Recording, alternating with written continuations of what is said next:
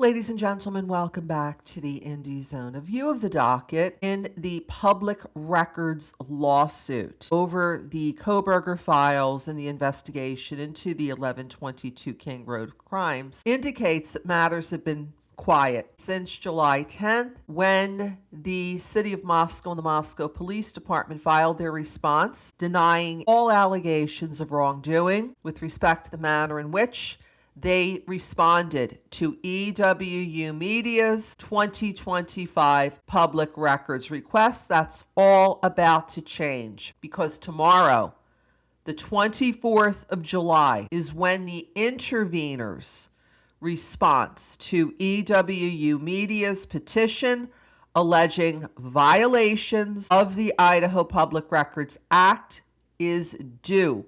The interveners are not parties in this case. The parties are the respondents, the City of Moscow and the Moscow Police Department, accused of violating the IPRA in the way that they responded to public records requests submitted by the other party, the petitioner, EWU Media.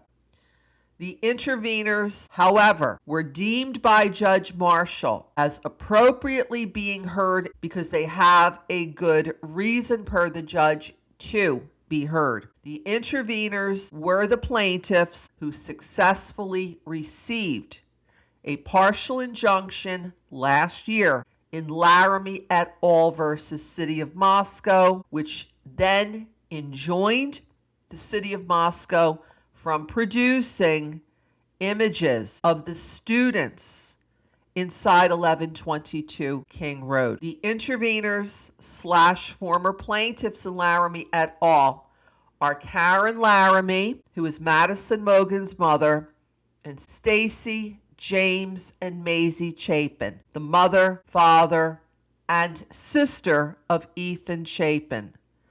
There is a possibility that, like the respondents who produced declarations in support of their position, one declaration coming from Chief of Police Anthony Dallinger of the Moscow Police Department, that the interveners will also likely include a declaration from one of the interveners.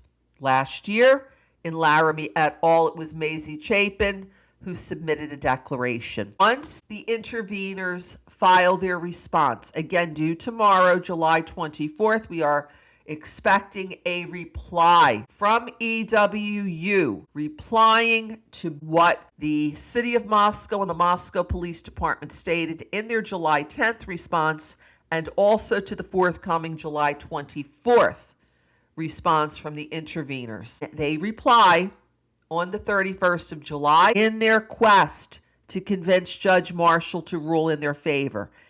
Everything is leading up to oral argument before Judge Marshall on the 5th of August, and then after oral argument, we anticipate a ruling. Will EWU Media be successful in convincing Judge Marshall, amongst other things, to order withheld information and overly redacted information, as EWU has alleged, to them in their public records requests? Thank you for joining us here today.